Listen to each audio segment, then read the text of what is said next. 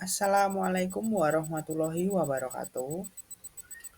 Perkenalkan, nama saya Nur Komarudin Mukhlisun, bisa dipanggil Mukhlis. Saya akan melakukan tugas ujian akhir semester mata kuliah komunikasi bisnis, yaitu mempresentasikan hasil laporan observasi yang dilakukan oleh kelompok 5, yaitu kelompok kami. Nah, di sini kita melakukan observasi yaitu usaha konveksi Dwi Putra Grafis. Itu salah satu usaha orang tua mahasiswa kelompok kami. Selanjutnya, untuk latar belakang, Dwi Putra Grafis adalah usaha konveksi di Sragen, Jawa Tengah yang didirikan pada tahun 2002 oleh Bapak Nardi. Awalnya fokus pada seragam-seragam sekolah saja, tetapi ketika dilanjutkan oleh anaknya, usaha ini berlanjut ke konveksi seperti jaket, jas alma mater, dan lain-lain yang lebih berkembang dan pasarnya pun juga lebih luas. Selanjutnya, untuk profil perusahaan sendiri, profil perusahaan untuk nama perusahaan sendiri ini namanya Dwi Putra Grafis. Untuk pemiliknya namanya Pak Aristian.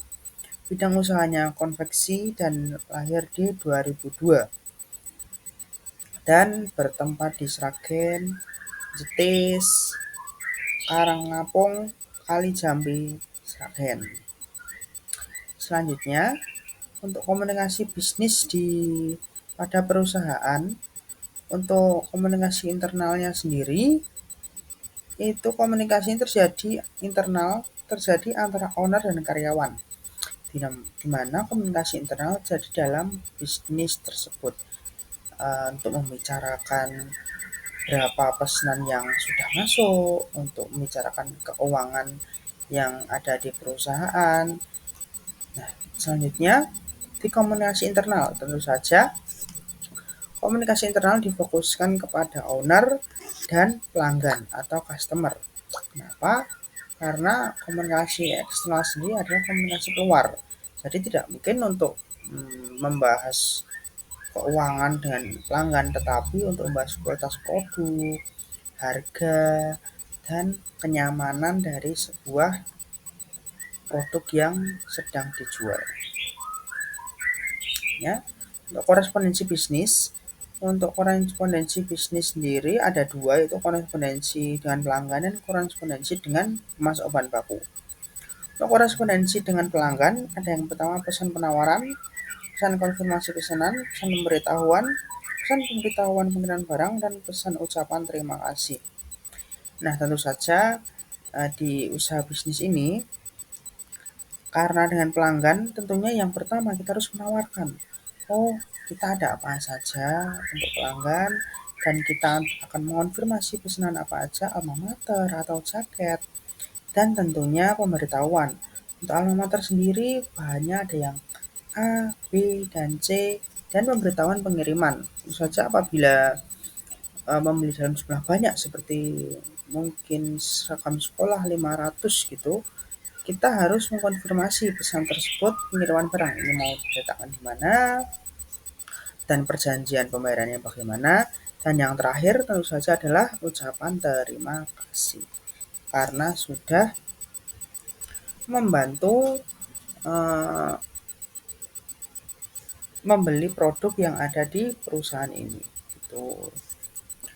Selanjutnya ada korespondensi dengan pemasok bahan baku. Yang pertama ada pesan pemesanan bahan baku, pesan negosiasi harga, pesan permintaan informasi. Pesan bahan baku berarti si owner atau mungkin penanggung jawab akan melakukan komunikasi dengan pemasok bahan baku tentang pemesanan misal 100 atau 200, pesan negosiasi harga. Misalnya kita beli 500, apakah kita akan dapat potongan karena kita membeli dalam jumlah yang besar. Dan yang ketiga, pesan permintaan informasi. adalah permintaan apabila kita misal pakai bahan ini bagusnya buat apa ya, terus yang misal kita pakai bahan jaket atau motor bahannya apakah berbeda. Kita akan melakukan komunikasi dengan pemasok terkait kualitas dan konsumsi jumlah barang. Selanjutnya ada laporan pemasaran, ada segmentasi pasar, targeting, dan positioning. Segmentasi pasar sendiri adalah dengan siapa kita akan menjualkannya. Seperti seragam, berarti kita akan menjualkannya di SD. Seperti alma mater, berarti kita ke berarti alma mater kita untuk alma mater berarti kita ke perkuliahan di kampus, di universitas. Segmentasi pasar sendiri untuk usaha bisnis ini itu semua kalangan, tapi terutama untuk bisnis ini di SMA dan di universitas. Target sendiri ya seperti tadi sama. Untuk positioning berarti Dua Putra ini lebih dikenal dengan penyedia pakaian yang terjangkau. Nah, berarti untuk positioning sendiri, targeting di SMA dan perkuliahan. Untuk positioning sendiri, Dwi Putra Grafis mempunyai kekuatan di harga yang terjangkau dan kualitas yang bagus. Selanjutnya untuk strategi produk yang ditawarkan oleh petugas meliputi pakaian custom untuk industri yang ingin melalui desain pribadi, kayak baju partai, kayak baju perusahaan yang ingin liburan, gitu. Atau mungkin teman-teman kelas yang mau bikin baju yang sama itu bisa banget. Selanjutnya ada PDA Alma Mater Jaket yang biasanya digunakan untuk organisasi atau untuk prodi ya biasanya gitu. Dan juga ada perusahaan yang tadi seragam ya, seperti yang sudah dijelaskan tadi. Lalu ada strategi harga. Strategi harga yaitu harga produk harus bersaing dengan kompetitor namun tetap menjaga kualitas yang diberikan. Untuk menarik lebih banyak pelanggan, Dwi Putra Grafis dapat menawarkan yang pertama, strategi harga. Yang pertama ada diskon untuk pemesanan dalam jumlah besar. Misal beli 100 akan mendapatkan potongan sebesar 100.000 gitu. Untuk paket promosi juga ada promosi untuk produk tertentu, misal beli jaket akan bonus kaos, misal beli jaket beli jaket 100 akan mendapatkan bonus jaket satu lagi. Selanjutnya ada penawaran harga spesial untuk pelanggan pertama atau pelanggan yang datang dari referral.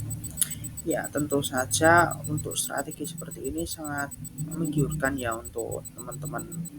Apalagi untuk yang pertama kali, berarti kesan kita untuk perusahaan ini harganya sangat mudah ya untuk di negosiasi, dan juga ternyata di sini menjadi nilai tambah apabila kita sebagai perusahaan mendapatkan pelanggan yang senang kepada usaha kita. Selanjutnya ada strategi promosi. Itu berapa cara untuk mempromosikan produk Dwi Putra. Yang pertama ada media sosial. Tentunya pada zaman ini sudah zaman-zamannya media sosial ya, kita nggak pernah lepas dari TikTok, Instagram, WA. Itu menjadi poin penting sekali. Apabila kita jualan tanpa media sosial itu bakalan kurang banget. Sebagai pebisnis hendaknya kita selalu mengikuti tren yang ada, mengikuti zaman, beradaptasi sama semua yang ada di dunia ini. Apalagi kita seorang pebisnis, sangat penting sekali. Yang kedua ada partisipasi dalam pameran dan event. Untuk konveksi sendiri sangat penting ya, apalagi selain media sosial untuk masuk ke event-event seperti misal kayak event pameran baju Solo. Itu bisa banget untuk ikut, karena kenapa? Di itu nggak hanya orang Solo pastinya, dan juga ada orang-orang lain, orang-orang luar yang akan ikut dalam event tersebut, yang mana itu bisa menambah brand image terhadap usaha kita dikenal oleh orang lain. Dan ada program referral dan insentif pada pelanggan. Nah, ini juga strategi promosi ke individu ya tentunya. Misal ada teman yang ingin membeli di sini akan mendapatkan potongan, atau misal tadi membeli dalam jumlah banyak, kita bakal mendapat potongan apabila membeli atau memesan di Dwi Putra Grafis ini. Selanjutnya ada penjualan. Berikut ini adalah beberapa data penjualan hasil observasi kami. Terdapat kaos olahraga SMA, PDH, dan lain-lain. Nah, untuk Oktober ini total penjualan berhasil sekian meskipun ada perusahaan. Intinya pada penjualan dari bulan Oktober, pada bulan Oktober dari 1 bulan itu menunjukkan bahwa penjualan sangat positif ya, sangat mendapatkan keuntungan yang cukup untuk perusahaan. Ini adalah kesimpulan. Untuk kesimpulan laporan hasil evaluasi mengenai perusahaan konveksi Dwi Putra Grafis menunjukkan bahwa perusahaan ini telah berhasil membangun reputasi yang kuat di industri konveksi. Tentunya konveksi Dwi Putra Grafis telah menerapkan prinsip-prinsip dasar komunikasi dan korespondensi bisnis dengan baik. Meskipun ada beberapa area yang dapat ditingkatkan lagi, terutama dalam hal korespondensi tertulis. Di sisi promosi, perusahaan juga memanfaatkan media sosial dengan baik, tetapi bisa meningkatkan personalisasi dalam promosi mereka agar menarik di pasar yang lebih luas lagi. Setelah saran kita akan setelah kesimpulan kita akan saran. Untuk saran, perusahaan konveksi Dwi Putra mungkin lebih bisa meningkatkan sistem korespondensi konveksi dengan menggunakan template standar untuk korespondensi bisnis agar terlihat lebih rapi dan profesional. Selain itu juga dapat melakukan pengoptimalan di bagian promosi melalui media sosial, meningkatkan relasi SEO, dan berbayar untuk memperluas jangkauan pasar. Selanjutnya kita akan melihat lampiran-lampiran foto hasil observasi dari kelompok kami, dan juga terdapat lampiran foto pemesanan dan nota-nota apabila ada customer atau pelanggan yang ingin membeli di usaha ini. Itu terima kasih. Saya Norman Muklisun. Semoga apa yang saya jelaskan di presentasi ini jelas dan mendapat nilai UAS yang bagus. Amin. Baik, kurang lebihnya saya mohon maaf. Wabillahi taufiq wal hidayah. Wassalamualaikum warahmatullahi wabarakatuh. Terima kasih.